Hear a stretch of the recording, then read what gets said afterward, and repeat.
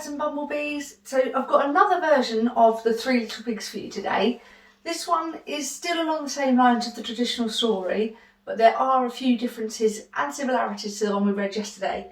So, like Miss Whitbourne last week, I'm going to challenge you to see how many things you can find that are the same in both stories and different. I like this one. Enjoy. Bye.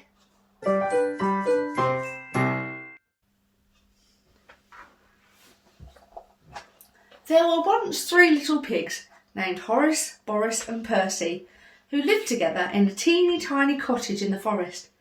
One day, Mummy Pig said, "You're all too big to live here, so you must go and build houses of your own. But beware of the big bad wolf. Take care that your houses are safe and strong." "Who's afraid of the big bad wolf?" chuckled Horace. "Not me," giggled Boris. And so the three little pigs set off. Before long, they reached a large field. "I'll build my house right here out of straw," Horace cheered. "Straw? Are you sure?" asked Percy. "Oh yes," Horace said. "Then it's playtime for me." And with a pat, pat, pat and a hip, hip, hey, Horace built a house of straw. Soon after, Boris and Percy reached the edge of the woods. "I'll build my house right here out of sticks," Boris squealed excitedly. "Then I can go and play with Horace." "Sticks? Is that wise?" asked Percy. "It's perfect," Boris said. And with a stack, stack, stack and a tra-la-la, Boris built a house of sticks. All afternoon Horace and Boris laughed and danced. They had quite forgotten their mother's warning. But Percy plodded on. "I want my house to be safe and strong," he thought. Then he came to a brickyard. "This is just what I need," he said. So day after day, Percy worked with a rumbly bump, a tip-tip-tap and a heave-heave-ho, until at last his brick house stood tall and proud. The summer passed. Then one day Horace was taking a lovely bubbly bath in his little straw house when he heard something growling. He peeked out of the window and saw two big beady eyes. "By my snout!" cried Horace. "It's the big bad wolf!" Little pig, let me in," bellowed the wolf. "Not by the hairs on my chinny chin chin," yelled Horace. "Then I'll huff and I'll puff and I'll blow your house down," cried the wolf. And he huffed and puffed and whoosh! Horace's house blew down, down, down. Horace yelped and scurried all the way to Boris's house of sticks. "Look out!" he cried, diving behind the sofa. There in the window were big beady eyes and sharp pointy claws. "It's the big bad wolf," Boris chattered.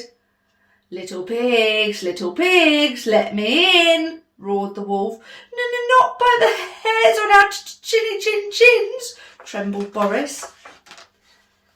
"Then I'll huff and I'll puff and I'll blow your house down." And so the wolf huffed and he puffed, and crash! Boris's house clattered down, down, down. Horace and Boris squealed and galloped all the way to Percy's house of bricks. "Look out!" they shouted, and Percy saw big beady eyes, sharp pointy claws, and truly terrible teeth. "It's the big bad wolf!" he cried. Little pigs, let me in," howled the wolf. "Not by the hairs on our chinny chin chins," shouted Percy. "Then I'll huff and I'll puff and I'll blow your house down." And so the wolf huffed and he puffed and he huffed and he puffed. But Percy's brick house stayed up, up, up. The big bad wolf couldn't believe his whiskers. "I'm the big bad wolf," he howled. "No tasty little pig ever get away from me." "Oh, help!" shivered Horace. "He's on the roof. What shall we do?" asked Boris. "Quick, I have an idea," whispered Percy. "Yum, yum, yum, here I come," laughed the wolf as he slid down the chimney. Right into a giant pot of boiling water. "Ow, ow, ow!" screamed the wolf, burning his bottom. Then he leapt up from the pot and ran away as fast as he could. After that, the 3 little pigs never saw the wolf again, and with help from Percy, they built one big, strong house where they could all live together.